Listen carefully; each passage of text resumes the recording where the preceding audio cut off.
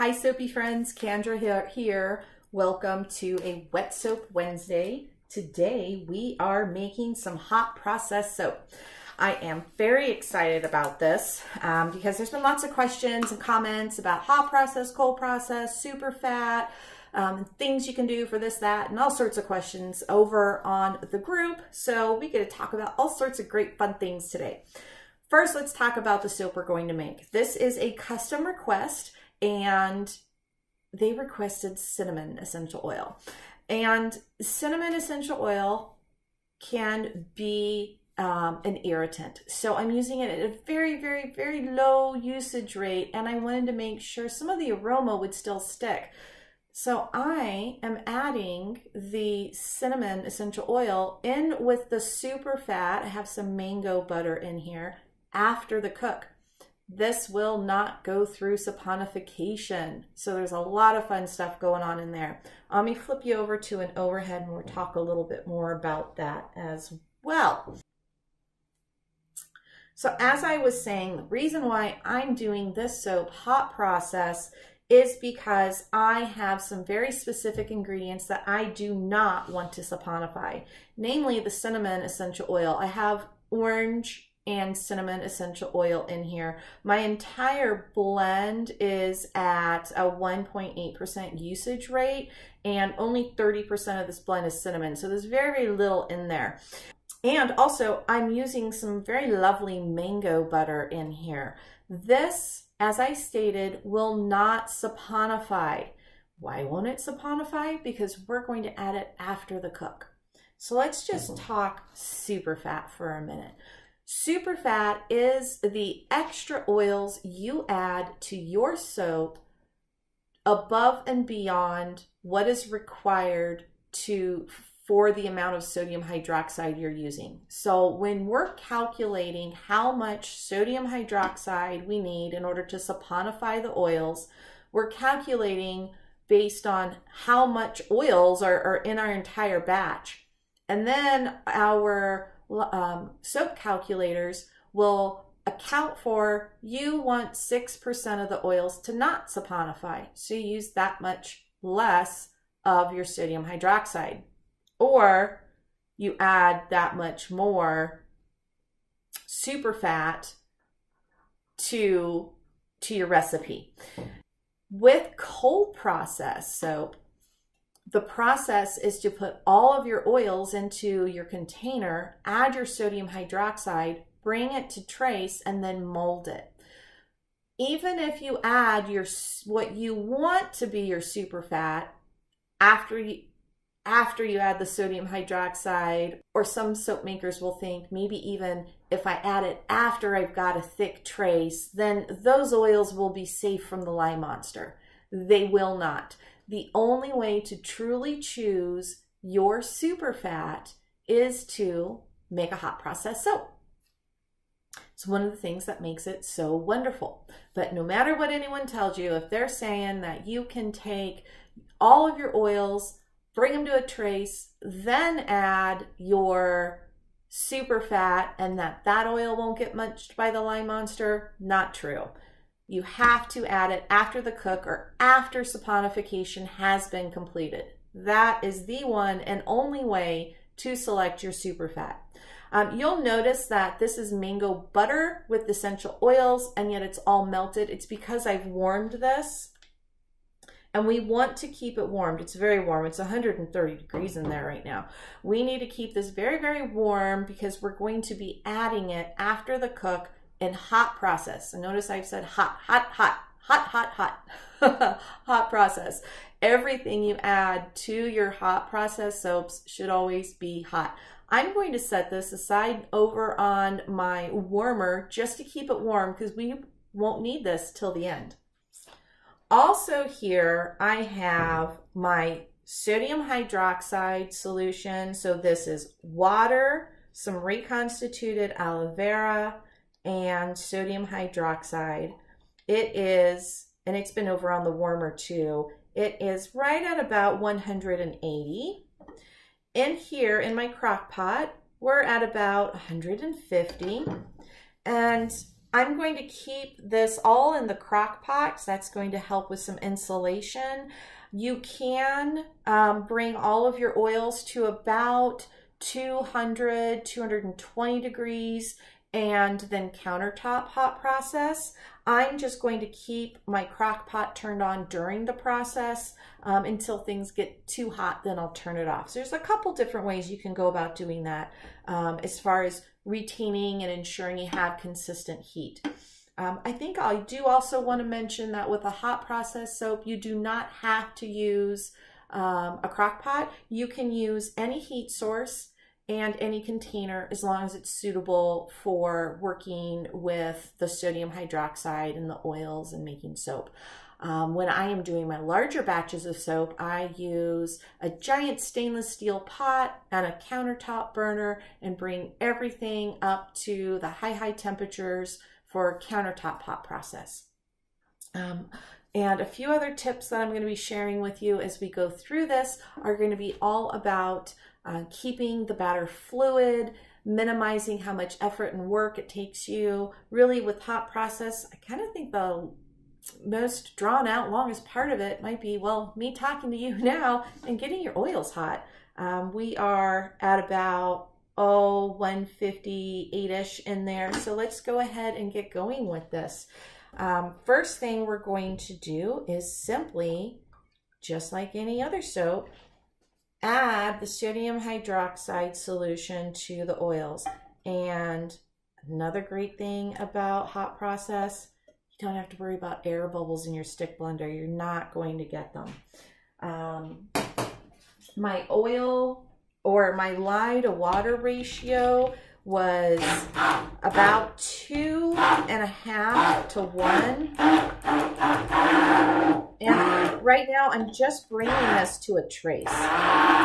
You know, now is also a good time, since we are going to bring this to a nice thick trace, just to look at a couple different traces. Right now we are at a thin trace. So everything is emulsified. It looks thicker than oils, but it's not necessarily holding any peaks or indentation. So this is a very light trace, but we have emulsified. It has come to a trace, but it's a very slight trace. I could, if this was cold process, pour right now and let the saponification happen inside the mold. Some very delicate swirls could also be done, or I could be splitting this off in order to mix my colorants and bring them to just a slightly thicker trace. Let's go ahead and get that thicker trace here. Now remember, I am not worried about air bubbles. This is not cold process. This is all going to keep cooking down. Here we are at a thicker trace. It looks like I have some loose pudding, and I could suspend some embeds on top of this soap. I could not quite pipe with it, so we're not at a thick trace, but we are definitely at a medium trace. You can look at some of the videos I did with embeds, and this is about where we were, whether it was those cute rubber duckies or maybe some of the hearts or gummy bears. They were all embedded to sit on top of the soap when we're at this medium to medium thick trace. All right, I'm not going to receive much benefit from stick blending anymore for hot process, but as you can see, I'm very thick here. I am not anywhere near a soap on a stick or worrying about anything like that, but I have a very thick trace. I could still pour if this was cold process, and I'm saying that and giving you those comparisons to cold process just to help you understand trace in general for also cold process application. For hot process, you do not need to bring your soap to a very thick trace. You just need to get to a trace. Just ensure everything has emulsified. And now we wait. I'm going to put the lid on. I will do a temperature check We are only 152 degrees inside our pot, so I'm going to wait. At this point in time, I could be doing my dishes. I'm done with my stick blender. I could go wash my stick blender if I wanted to. I could do all sorts of other production, housekeeping type items around the studio while I'm waiting for this to heat up. I could have some plastic wrap over this if I wanted to keep in more of the heat and a moisture that can evaporate. This is not the best lid, but I'm just going to leave it as is. And what I'm waiting for, and I think I'll move over here so you can get a little bit of a side angle down into the side. What I'm going to be looking for is I will start to see, as this heats up, a volcano start to happen. And that volcano should start to happen along the edges of the crock pot against the side wall where it's the hardest. And this soap is going to start heating up and rolling itself over, turning itself over. That is why I needed so much extra headspace in my container here.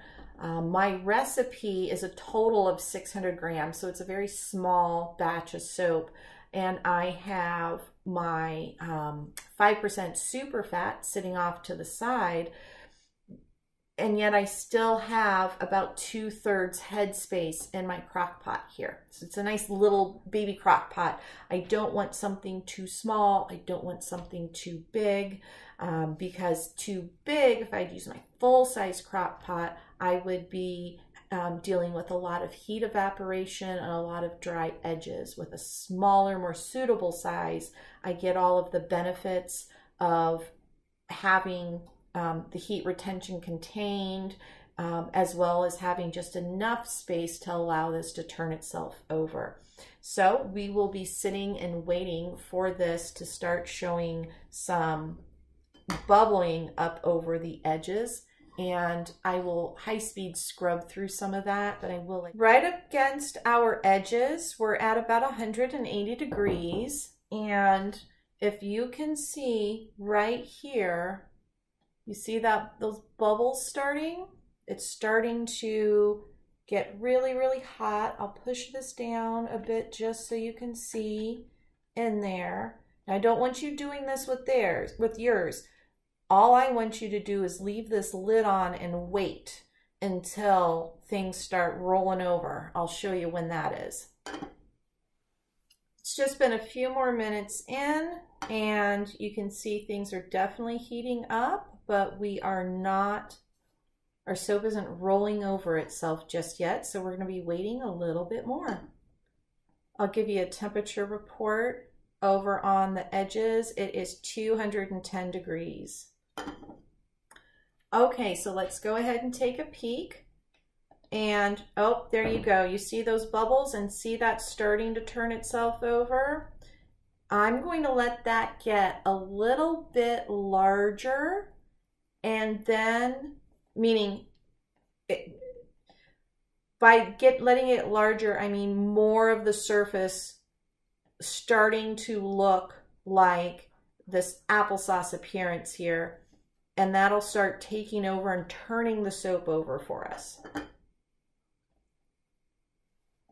So to help curb some of your curiosities, over here in the middle, it's still cool. On the outside is where most of the heat is, because our heat source is on the edge of the crock pot.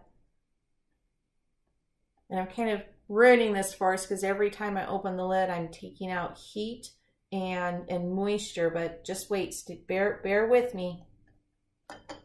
It will start volcanoing and turning itself over in a moment here.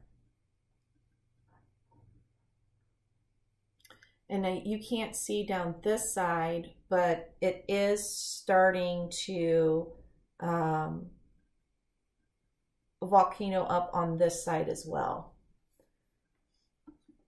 All right, so here we have a nice portion of the volcano pulling over. If this was a larger batch of hot process and I had more mass, I could turn the crock pot off and walk away. I'm going to use my just smaller spatula here and start turning some of this over.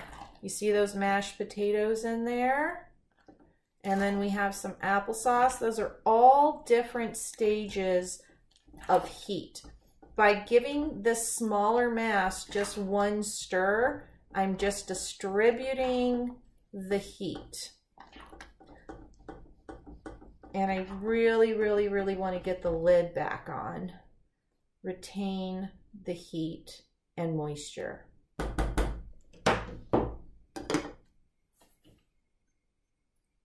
So since I distributed that cooler center portion of the soap to the outsides just by stirring, we're waiting for that volcano to start to happen again, and it will. And as I had mentioned, if you are doing this with a larger batch of hot process soap, you will be able to turn the crock pot off simply because it's reserved all the heat. So you have, the more mass you have, the more heat you're going to retain. This is a small little batch, so this crock pot is going to really help guide it along. It's been maybe a minute. Let's just take some temperatures. Middle 182, out on the edge we are looking at about 200. So this is our volcano volcanoing, and you can see why we needed that extra space. But I do not need to stir this. I just pushed it over so you could see the volcano. But what I'm going to do is put the lid back on, and this is rolling really well. So I did just turn the crock pot off. In fact, if we feel like it's getting, we're having too much reaction, we can just take the crock pot out of the heat source and let this do its thing.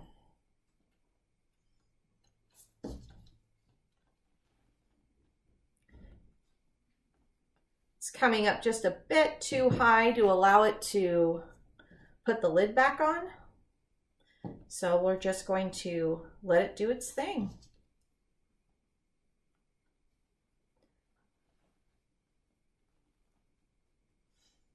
Just keeping everything contained into the pot. The reason why there's so much movement, it's rising up, it's very much like a volcano, which is why this is called a volcano.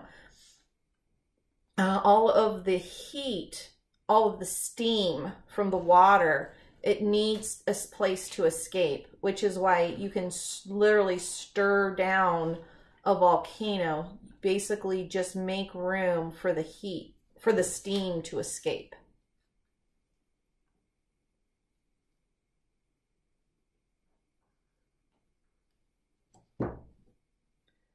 It calmed down after that big push that I showed you, so I just put the lid back on, retained some of that heat and moisture. And I am waiting until it stops rising. All of that rising and movement that we saw was turning itself over, stirring it. So like I said, you really do not need to be stirring unless you need to stir down a volcano. In some of the hot process lives I've done on the Facebook group in the past, you'll see me vigorously stirring down volcanoes. This one seems very, very controlled for us though. I am not seeing any more movement, and typically saponification is complete once all of your volcanoes stop volcanoing. So I'll give this a good stir down. Look how nice and fluid this still is. Absolutely lovely. It's more of a shiny, glossy Vaseline looking stage now versus the creamy, opaque white we had at the beginning when we had our thick trace.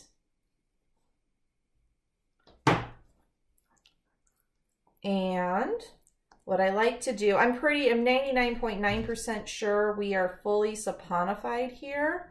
I'm just going to put our lid back on just for a minute. And I'm just watching to see if there's any more movement at all.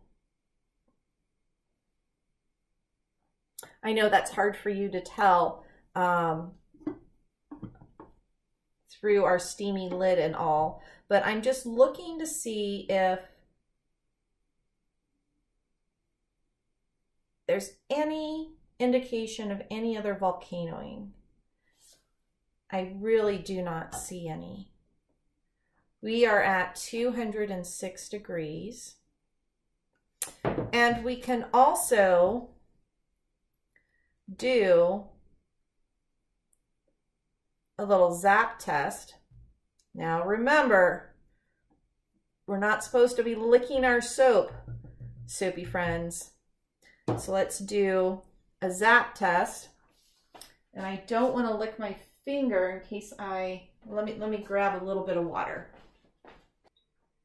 All right, so I have a wet finger. I'm just going to lather up a little bit with some of that soap that I put on my finger. And let's see if it zaps. Nope, does not zap. We have soap. It's nice, it's fluid. It was not stressful. It did not take very long. All we have left on our to-do list is to add the Superfat, which I have here from right off the warmer. It is at 130. This is at anywhere between 190 to 210 in there, depending on what portion of it. I'm going to start stirring. I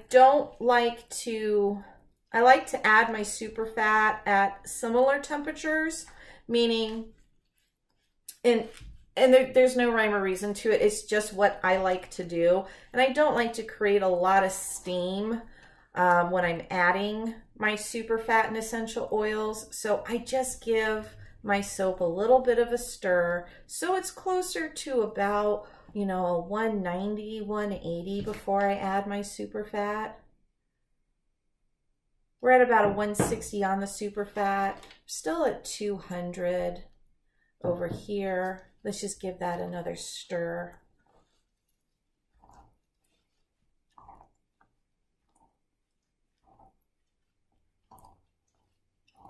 Get all those lovely glycerin swirls in there.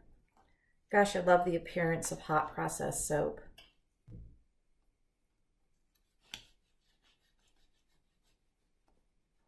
But that's why the very final stage, where it's that Vaseline stage, looks so much like Vaseline. It's all the glycerin that you've created. Glycerin is a natural byproduct of the saponification process. There we go. We're at 190 in there. So I'm going to add my Superfat. If I had not warmed my Superfat and this was cold, I would be cooling down my entire batch of soap right now, and everything would start to solidify, and I would lose all the fluidity I have now, making it very difficult to pour and mold. So let's just give this a really, really, really good stir. Oh, that smells lovely, that orange and cinnamon.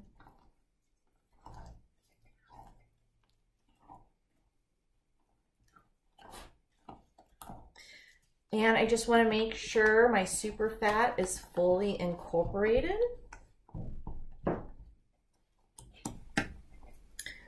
And there we go. For my mold, I'm just using a pipe mold. And I'm just going to scoop it on in.